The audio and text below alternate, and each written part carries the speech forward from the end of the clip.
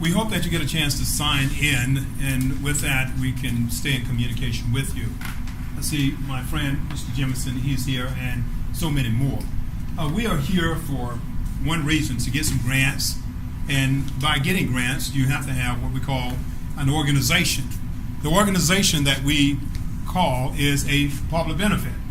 But up on the board, we want you to know that there are 3 different types of nonprofit corporation. Now, as we look at the next slide, it would tell you that one of these corporations is called a religious benefit corporation. This is not the one we are talking about.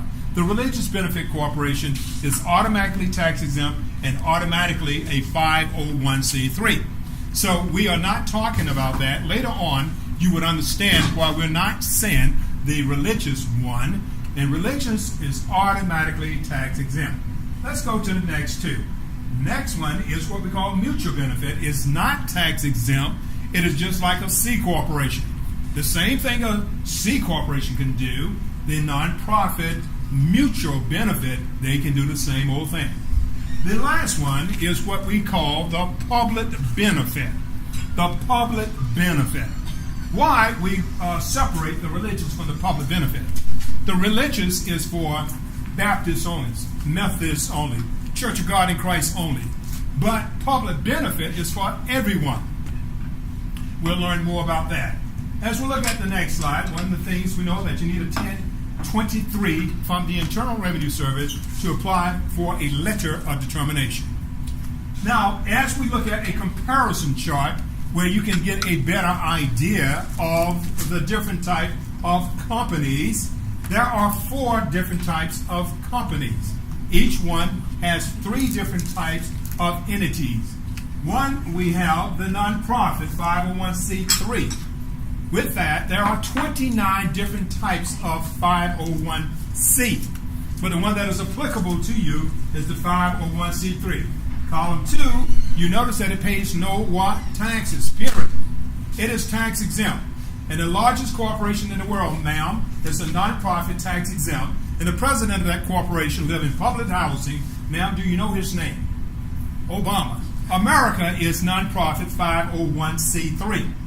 The city, the county, the state, Blue Cross, Blue Shield, United Way, everything you look at, the public school system, all of them are 501c3. And if you go forward, you can set up your own 501c3 and be on that level playing ground.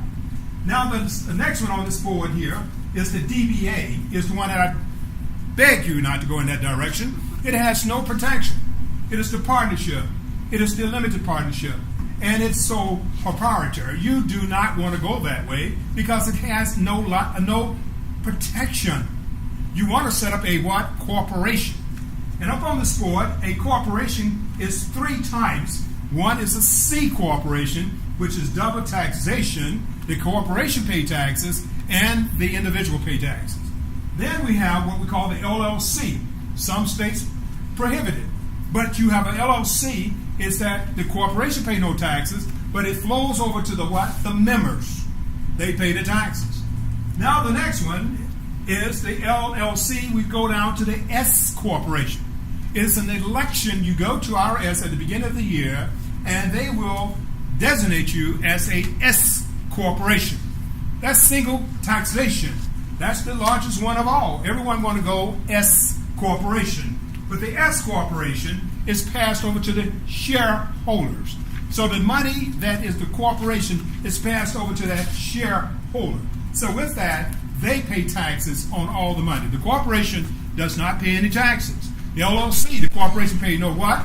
Taxes. But the C corporation, they pay what? Taxes. But nonprofit, they do not pay what? Taxes. But the beauty of it is the nonprofit, you only pay on the $20 that that person received. It's not passed on to anyone. It stops at the corporation. Let's look at the next slide. The next slide would depict the most common asked questions. As we know, we want to know what is a what? Corporation. Corporation. Yes, in front of you we have a printout where you can just follow along with me. A corporation is an artificial person. This is a one leg. What is a leg? It's an artificial person or a legal entity. Remember, the only way to operate in the state, you have to be what? A legal entity. The only way you can operate in America, you have to be what? A legal what? Entity. So when you incorporate the Secretary of State, they give you what? A certificate for that corporation. Jemison Incorporated, INC. So that's the way that works. It can sue, it can borrow, it file bankruptcy, and no one in the state of Alabama can have the same name that you have. Everybody got that? No one. You can file bankruptcy in the corporation name. Now, who talked for that piece of paper? Let's go to the next one. The next one is called, the next page is the Board of Directors. The Board of Directors, Salmon, you and I know they've said this, but still, yeah, they play games with you. The Board of Directors cannot be sued, indicted, arrested, or sentenced against any illegal action of the corporation. That's why you want a corporation. Because like Obama, let's take Obama out of the equation, say Bush went over there, dropped all those bombs on Iraq. It was not Bush, it was a corporation called the United States of America, with his board of directors being who? Congress, and he's just a what? The president. So you're going to get at anyone, you got to get after the what? United States, not him. Bush has nothing to do with that. It's the United States of America. So the board said, Bush, you have executive order to go in and drop and kill folks. And that's an act of America, and the Congress is called the Board of Directors, and they're the what? Policy what? Makers. Let's go to the next slide. On the next slide, we want to talk a little bit about churches and 501c3s. What is a 501c3? A 501c3 means you pay no taxes, grace. You can receive contribution, grace, and also you can get some grace called grants. Money that you never pay back. That did rhyme. So money you never what pay back is what? Grants. Grants is not with interest. Grants is free money, like you go to college, you get a grant or you get a what? A loan. But the only way that you can get this grant is applicable that you have the what? 501c3. Otherwise, you're not eligible. Let's go to the next one. Again, remember it means three things. Contribution, you pay no taxes, and you receive what? Grant. It functions just like the profit, identical, but it has more benefit because it's tax exempt. Now, are churches and ministry automatically tax exempt? Churches and ministry are automatically tax exempt. They need not to do anything. Everybody got that? You can find this, if the ones want to write this down, in publication 517, 17, and 557. But remember, Sammy, the best way to keep it from you is put it in the book, because you just won't read it. So we need to read what it says instead of what people are trying to tell you. Read it for yourself. Now, churches must have a separate 501c3. If you look at paragraph 1, 2, and 3, churches must have a separate, like New Hope Baptist Church, it's New Hope Community Development Center. But as we talked to the cafe, we stated this. We want to start teaching Mr. Jemison, or Minister Jemison, is integrated auxiliary. Today I stumbled on integrated auxiliary. Congress just passed it and said that they do not need to file anything at all. You know what I'm talking about, the 990. It is in black and white. And we were right from the very beginning. But I was rejoicing. Well, we need to tell churches they need to set up an integrated auxiliary. That is a public benefit corporation, and that public benefit organization is controlled by the church, but they don't have to report to IRS, they don't have to say anything, because we know the one that controls the money controls the message. So you don't want them in your church, because once African Americans lose the churches, we don't have anything. That's our backbone. That's how we got here. Civil rights, you name it, anything. The only person we know now is a leader is what? A reverend, right? Sharpton or whatever. Yeah. All right. Now, you want to get 100% of the grants. You have to set up a separate one. But listen to this. Grace, you must set up an integrated auxiliary. Churches do not set it up separately. Set it up separately, but attach it to the church as an integrated auxiliary where you would not have to fill out the 990. What is a 990? The same as your 1040. You report nothing. So you can't be held for tax evasion. You cannot be held for false reporting. You cannot be held for failure to file, because they'll tell you, don't do it. So that is very important. We need to talk about that more later on. Now, let's go to the next slide. In your booklet, let's turn to the next page. With that in mind, we have several things that we have to talk to you about, but the last thing I want to say that church one more time. Churches must have a 501c3 to be eligible for 100% of the grants, but if they do not have it, they're going to be eligible for 2%, and those 2% is from Days Inn give to churches, Chick-fil-A give to churches, Captain Truett, very few. But you want to take advantage of the whole pie. But the next portion is this, that can I receive a grant from governmental agency without a 501c3? Most time the answer is what? No. You must have the 501c3. So every time, Ms. Lewis, you apply for a grant, they're going to ask the question, do you have a 501c3? They didn't ask for a 501c13, which is a cemetery company, the last one to let you down, but they want the 501c3 for charitable, education, scientific, and nature. It covers all. Now, organizations must have that 501c3 to obtain what? Grants from both the public and what? Private sector. When I'm saying public, that's government. Government only give out 15% of the grant. Trillions upon trillions of dollars are from the private sector. Everyone in the private sector give out grants. From the banks, won't give you a loan, but they'll give you a grant. But you must have the 501c3. Walmart will give you $1,000 with the 501c3, but won't give you a loan. They'll give you contribution. You can go to the radio station, television station, Kellogg's, Pillsbury, everybody, to Michael Jordan, all these folks give out what? Grants. But you must have the vehicle. It's called the what? 501c3. And most important, Sammy, it's not what you know. It's what? It's not who you know, but who knows you. So you get yourself out there and you need to develop what we call relationships. That's the most important thing of all. And if I was in your shoes when you was on our national television, man, and doing that rapping and all that, I would have, you probably did it. Made it kill it. But anyway. It's copyright. Praise God. I got a check yesterday. That's beautiful. He did a great job. Next, let's go to the next slide, if you don't mind. Now, let's get started with the 501c3. We have two options here for you, ladies and gentlemen. One, we have do-it-yourself kit. Most of everybody in the city, Sammy, I have done over 500 in the state and over 15 to 16,000 throughout the United States with Creflo Dollar from St. James, from with the John Knight Church. He brought me on to do theirs. Down in Hutchinson Street did their 501c3. Jemison, Bozeman, you name it. Everyone around here pretty much have done that. I've been one for 5 years. Yeah, and we get them done expeditiously. I'm ready. Okay. In this area here, we have a do-it-yourself kit, which I'm trying to get Grace to do.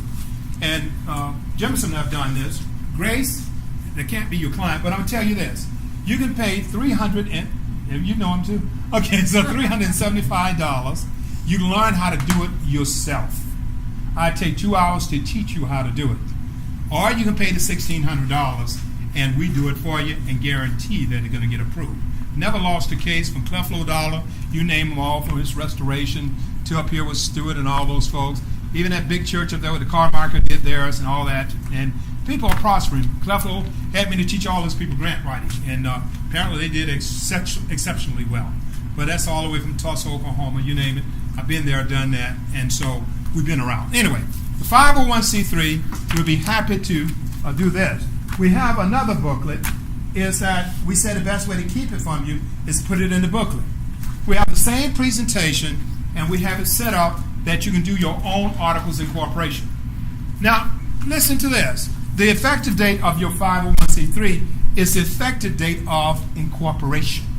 You incorporate on Friday, you can start for grants that Monday. IRS will consider you 501c3, and at the end of the year, they give you 27 months. So they'll give you, at the end of the year, you complete a 990 form. But just talking about what you brought in, where people can take that tax write-off. Every dollar you put in there, you can write it off. So that's the beauty of it. But last but not least, what we do, we write proposal. We teach grant writing. So we have a grant writing booklet here too, with terminology, phraseology, where grants are found. We go through the whole 9 yards of proposal writing. Now, what is proposals? It's the same as a business plan. A business plan is the same as a proposal. Sammy, one of the things, we can talk in tongues or speak in tongues, but mean nothing. And Grace is an educator, and a lot of things she said I don't understand because the vocabulary is so extensive. But we may say this: the sun doesn't shine on the same dog back end all the time. You all understood that, right? But if I say the solar disk does not shine on the identical canines posterior for an indefinite period of time, you may have some problem. But I said the same thing. The solar disk is the what? The sun. The canine is what? The dog. Your posterior is what? Your back end. So we are dealing with terminology and phraseology. That's why we have the grant writing class where you can speak the language. If you can't speak the language, you cannot function. So we try to teach you the language. We teach you the aspect of a program, goals, objective, methodology, desired results. We want you to look at that. Let's see, can we go back to the very beginning and get that one that we had originally? If you don't mind, I'm going to show them one or two things in there. And I'll go on for about 5 more minutes and let you ask questions if you desire to. As we stated, ma'am, we teach you how to do it yourself. The gospel of what? Self-help. And the ones that are Christian, we're supposed to feed people, clothe people, house them, and visit those that are sick and in prison. Instead of just saying, praise God, hallelujah. That is not what we're supposed to be doing. We got to get out and do some works. So we want to make sure that we have that. Now, as they are doing this, and then I'm going to say a few more words, and then we can come back and entertain questions.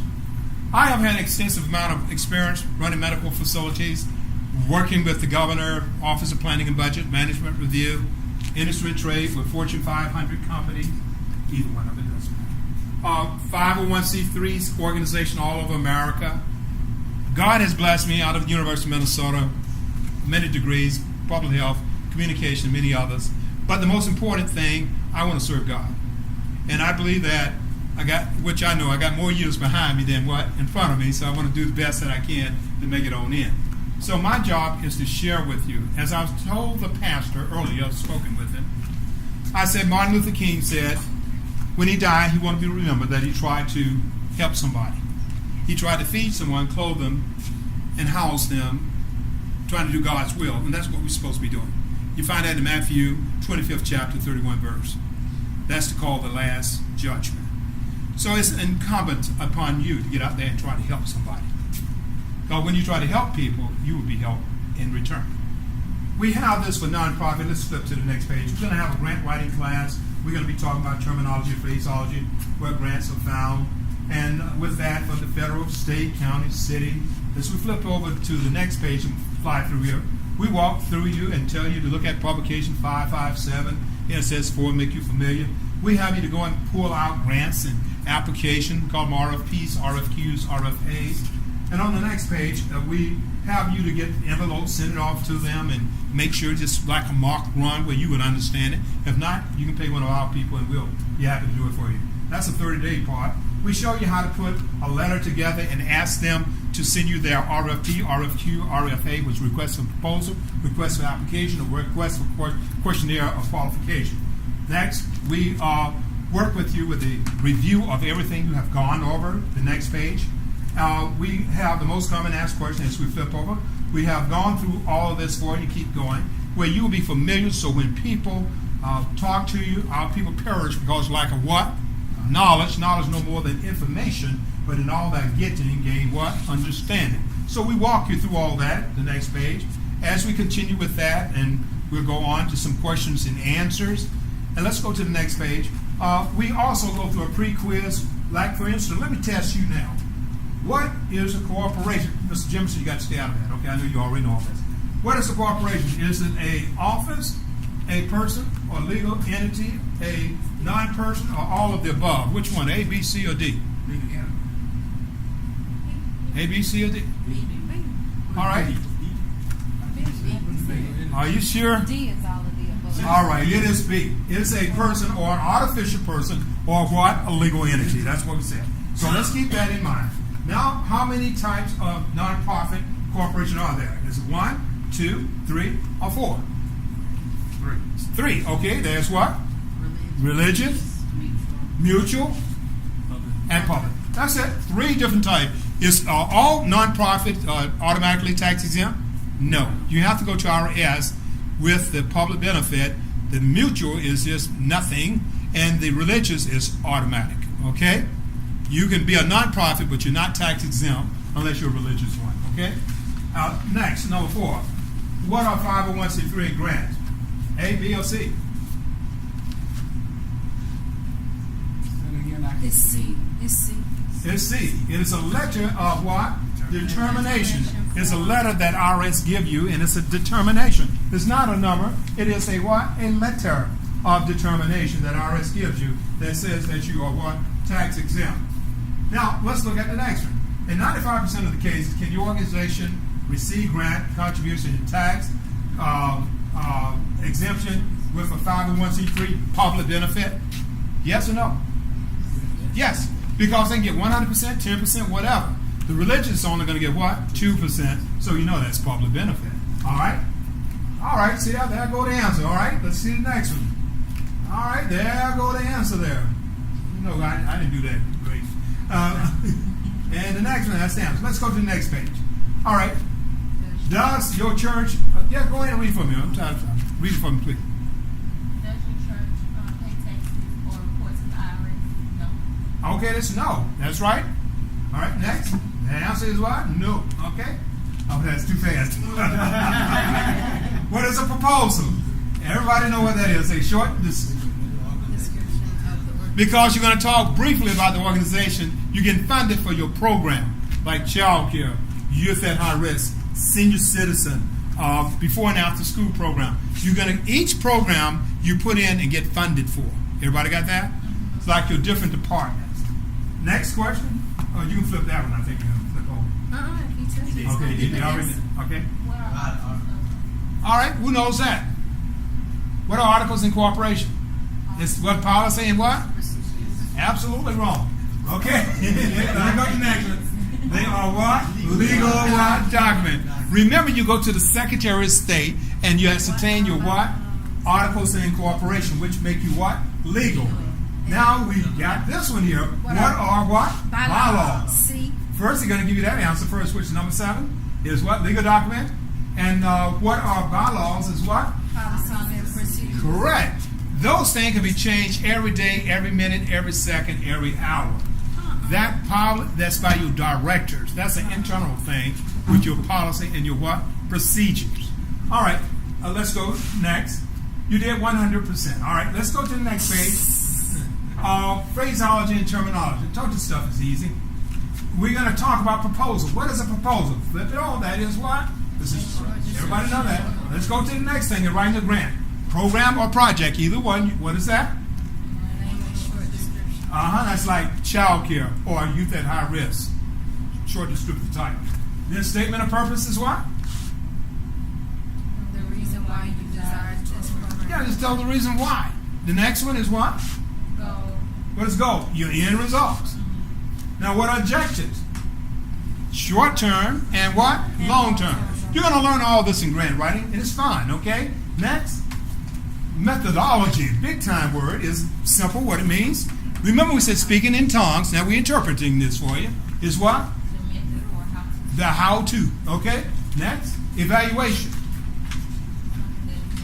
It's something that is measurable. All right? Next, desired result is your outcome. They are not going to give you any funding if you don't have an outcome. All right? And the last one is your budget. It's expense and income and revenue. And the last portion is in kind, and we'll talk about that in the future. I'm going to stop it at that. It's much more. And if you choose to get this booklet, trying to whet your appetite, this is the booklet, got it all in there. But you use this in the grant writing class, is what we use.